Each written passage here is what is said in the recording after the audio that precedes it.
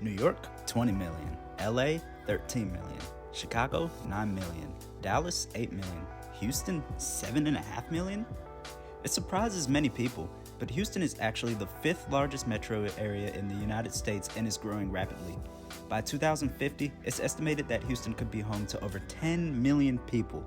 I finally got the chance to check out the city for myself and I was pretty impressed. I wasn't too sure what to expect going in, but here were my thoughts.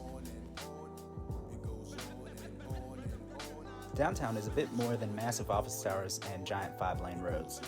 There's a surprising amount of street-level activity for it being during the week and a decent amount of housing. Back to the streets, most of them were absolutely massive one-way pairs full of traffic at rush hour. One redeeming thing was the abundant presence of bus-only lanes and some of the first non-highway HOV lanes I've seen. One street in particular stood out to me, however, which was Main Street. Main Street is a 2-lane, two-way corridor which features a center-running light rail and several blocks which are closed to vehicular traffic. Speaking of light rail, Houston has some of the best headways outside of New York I've seen, and it seemed like trains were passing by every few minutes.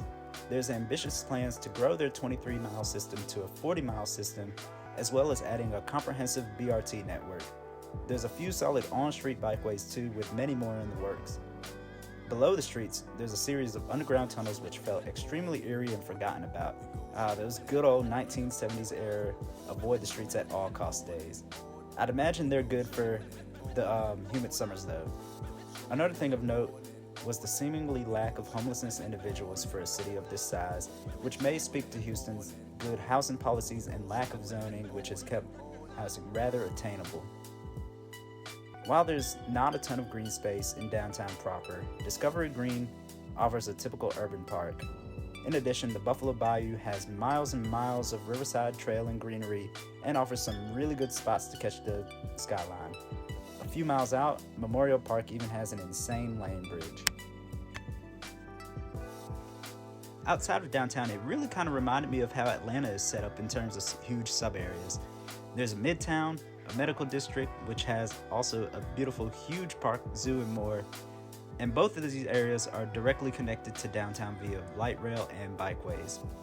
Then there's Uptown, which basically feels like a carbon copy of Atlanta's Buckhead district, featuring all the glitz and glamour of shiny towers, expensive malls, but no actual grid connectivity.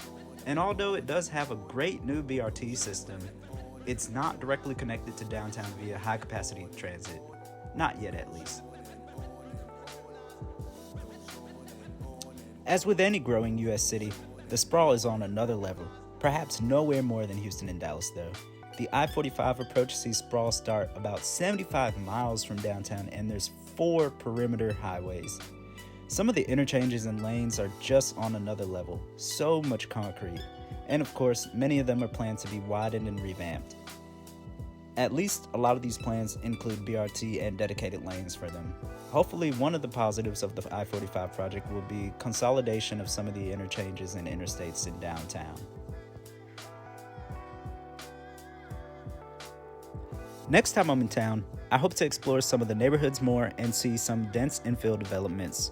Overall though, I'm really impressed, and I can't wait to be back. Please make sure you like, subscribe, and follow on Twitter and Instagram.